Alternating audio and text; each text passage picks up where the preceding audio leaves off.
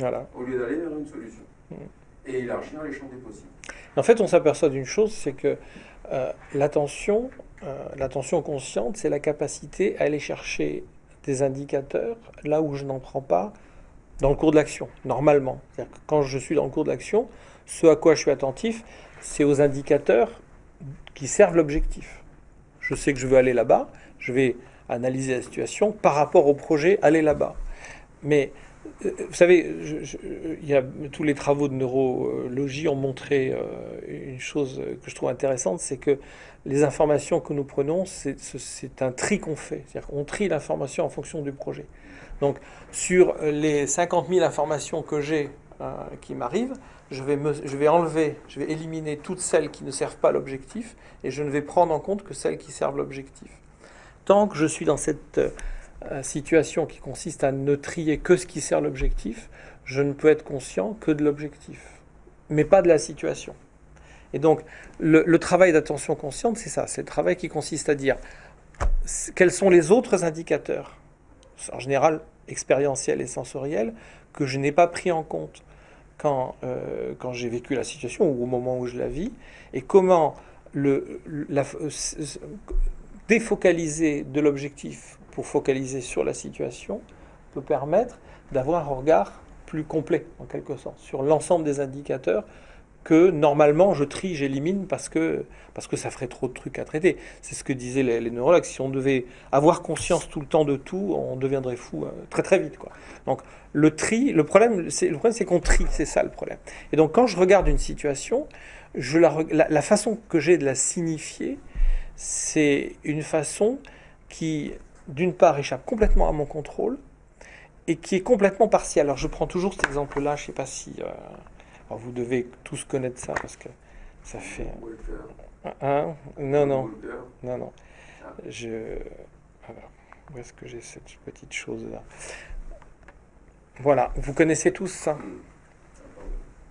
Tout le monde connaît ça, hein. Il n'y a personne à qui ça échappe. Bon, qu'est-ce que vous voyez? Une vieille, une jeune? Bon, tout le monde connaît le truc. mais je peux boire. Mais moi, j'ai une autre question par rapport à ça. C'est est-ce que vous êtes capable de voir autre chose que la jeune et la vieille?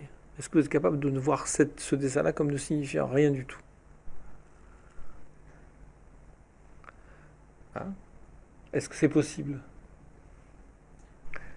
C'est impossible. Il faut que j'accepte d'oublier ce Ouais, que j'ai mais vu. ça, c'est pas possible. Quand tu regardes ça, si tu as vu la vieille ou la jeune, tu vois la vieille et la jeune et tu ne peux pas faire autrement. C'est-à-dire que le fait de signifier échappe à ton contrôle et tu ne peux pas ne pas signifier. C'est-à-dire que tu ne peux pas arriver dans une situation quelle qu'elle soit euh, en état de neutralité par rapport à cette signification. Alors pourquoi c'est important? Parce que, en fait, pourquoi est-ce qu'il y a une ambiguïté là? Est-ce qu'on peut voir soit une jeune, soit une vieille? C'est parce que j'ai pas tous les éléments. Le dessin est incomplet en quelque sorte. Et donc, pour pouvoir décider si c'est une jeune ou une vieille, je suis obligé de rajouter des éléments de signification. Et donc, l'ambiguïté vient du fait que, étant incomplet, le sens ne peut être que le produit de choses que je rajoute.